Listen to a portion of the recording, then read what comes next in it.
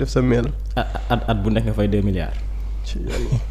alors Momo danay ñëw ci mbirub 125 milliards yi nga xam ni daanaka fan yi moom moo lëmbi actualité bi nu suy tudd ki nga xam nag moo di Farba Ngom tey journal bi nga xam ne nag moo di Libération dafa ñëw gën ci indi li nga xam ne nag moo di ay yaatal.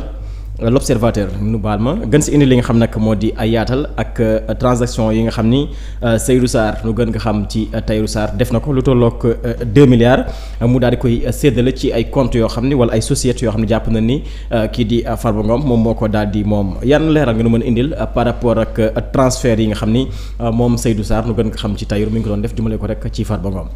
waaw. loolu aussi beneen cas la encore. boo xamante ne ni mi ngi concerné ay nit yoo xam ne dañ leen di toppee lu jëm ci wàllu blanchiment de capitaux. je pense que démb bi ñu toogee maa ngi lay wax ni la jàpp naa ne li ñuy tax ñu woote ci assemblée nationale dina ci bokk. levée wu immunité parlementaire bu Farba Ngom. donc vendredi. assemblée nationale dinañu dajaloo et je pense que am na leeral yu am solo yoo xam ne. honorable député Amadou Ba. def na ko ci ngir leeral ni maanaam vendredi nekkul ne dañuy convoquer nit yi pour lu jëm ci immunité parlementaire bu Farba Ngom donc mun ni ay précisions di wax levée immunité parlementaire de l'honorable député Farba Ngom quelques précisions mu ne le 16 janvier sera constituée la commission ad hoc et la désignation de ses 11 membres. 11 membres yoo xam ne 9 députés Pastef. 1 de Takku Wallu et 1 du groupe des non inscrits. Vendredi à 11h, convocation de la plénière chargée uniquement par une résolution de ratifier la désignation des 11 membres de la commission ad hoc donc loolu moom moo waral plénière bi nga xamante ne nii. moom moo war a am léegi c'est seulement après que la dite commission va arrêter son calendrier.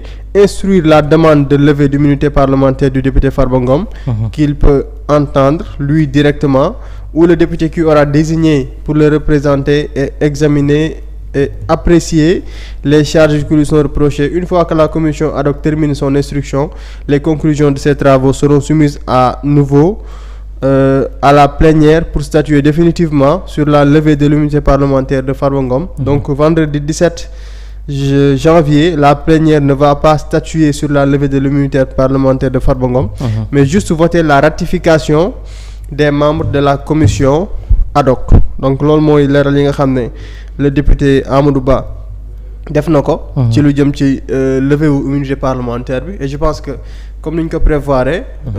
ci vendredi bi bu nu yëkkatee immunité parlementaire bu Farba Ngom ba noppi. ñu daal di. mu daal di mën a wuyu ji yoon ñu mën koo convoquer mu wuyu ji. après nag ndax dañu koy téye leneen la ciy xew dinañu xam incha allah ce qui va se passer. mais ce qui est sûr mooy en tant que député bu ñu lever immunité parlementaire am ba noppi dinañ ko ci mën a woo rawatina yeneen tur yoo xam ne jot nañ leen cee tudd.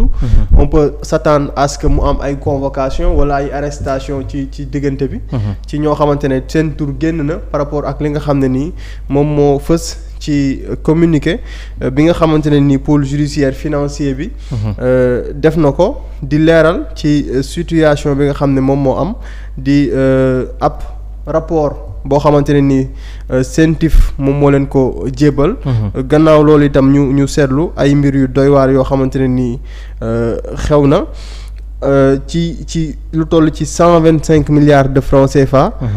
ñuy toppee ñi nga xam ne ñoom ñoo nekk ginnaaw loolu ci lu jëm ci blanchiment de capitaux ñu war a amal ab ouverture d'une information judiciaire. ci chef d'inculpation yi bokk na ci association de malfaiteurs blanchiment de capitaux escroquerie portant sur les deniers publics.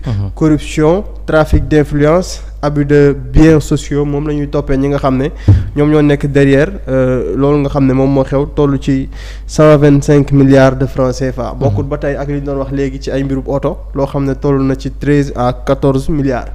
voilà. mais Momo daanaka sax Tahirou Sarr moom it tudd nañ ko si. ak transfert yi nga xam ne def na ko jëmale ko rek ci ay comptes yu bëri booy xool bu si njëkk mi ngi toll ci 17 milliards bis beneen bi 12 milliards beneen bi 7 milliards yoo xam ne daanaka daf ko jël jébbal ko entreprise bi nga xam ni mi ngi nekk société Sofico de Tahirou Sarr a procédé à 4 virements. 4 virements la def bis njëkk 1,5 milliard beneen bi 2,5 milliards beneen bi 1,5 milliard bis yu mujj di 1,5 milliard respectivement à SCP Haba SCP Tidjania Canton Investissement Sassou ak li nga xam ne nag moo di SCP Dawru de Farba alors par rapport ak aussi implication ki nga xam ne nag moo di Tahirou Sarr moom d'après information bi nga xam ne yor joxe na ko mën nañ jàpp ni lu jik njaag rek moom mooy njaag parce que transfert yi moom daanaka bokkoon si ñu ko def. oui l'observateur dafa gën a dugg dans les détails. ci mbir moomu nga xam ne moom moo sa implication wala. Présumé implication bu Tahirou Sarr Seydou Sarr mais Tahirou Sarr moom la Sénégalais yi gën a xam ci rapport scientifique bi nga xam ne dañ ko transmettre parquet bi ki nga xam ne itam moom moo di Farba Ngom moom it tudd nañ ko ci boobule dossier l'observateur di wax ne cette affaire fait état de mécanismes de blanchiment de capitaux impliquant des sociétés écrans utilisées pour des transactions suspectes cumulant plus de 125 milliards de francs CFA, ainsi que des flux financiers injustifiés circulant entre les comptes personnels du député maire des Agnam et ceux de ses proches. Ba tey journal L'Observateur di wax ne kooku di Seydou Sarr di ab riche homme d'affaires sénégalais est soupçonné d'avoir joué un rôle dans des transferts financiers douteux notamment vers la société SCI ABA. Donc ay société écran yi nga xam ne moom la ñu njort ne ay société écran la SCI ABA représenté par Ismaïla Ngom tu te rappelles si là Ismaïla Ngom ba ñu gisoon absolument ca attribution suuf ba arrêté yi nga xam ne moom la ministre ba defoon Ismaïla Ngom boobu ñu fa gisoon moom lañ gisaat ni présumé frère de Farba Ngom. La 9e déclaration d'opération suspecte DOS du rapport identifié sous la référence DSB etc. détaille un virement initial de 4 milliards de francs CFA provenant du trésor public en juin 2022. Cette somme aurait été fragmentée. Maanaam xaalis bi da nga koy mel ni ku koy tas am fu ne nga dugal fa dara. pour que somme bi na mu rëyee ñu bañ ci bàyyi xel. Fragmenté, transféré à plusieurs autres comptes. Et utilisé pour diverses opérations. Ce qui pourrait indiquer une tentative de dissimulation ou de manipulation des fonds. mooy nga daj jot xaalis bu bëri rek jël.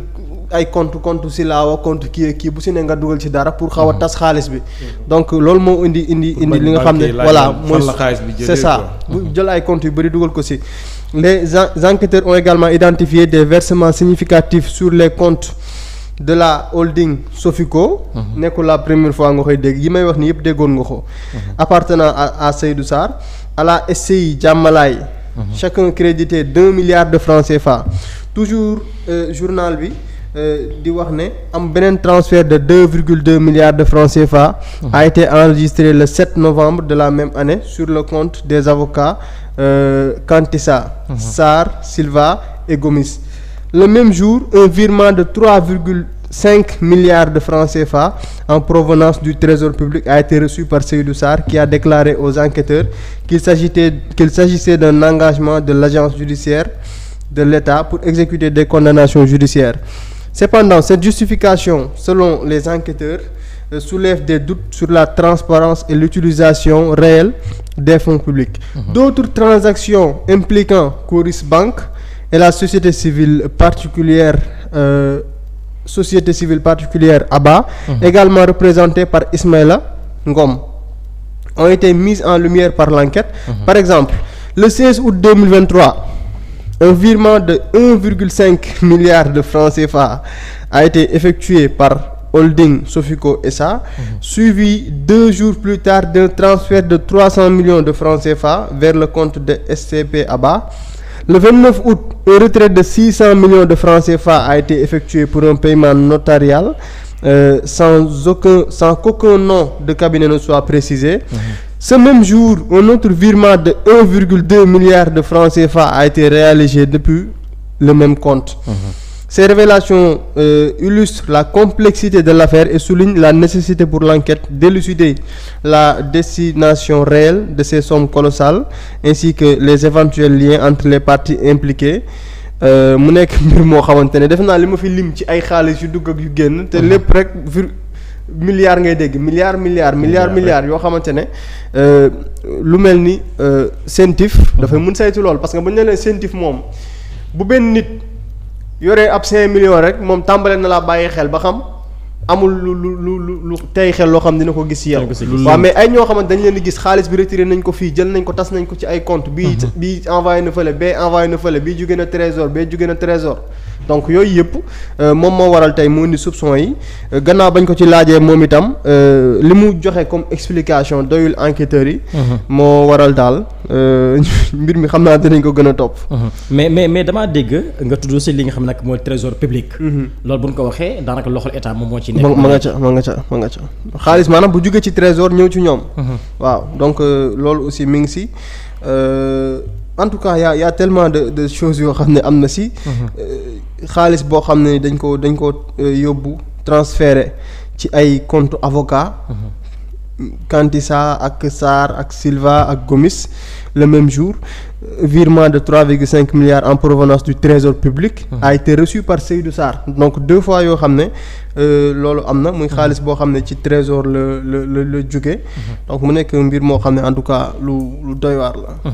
Vito yow it virement yi nga xam ni moom moo junj na ko léegi jëmale ko rek ci ay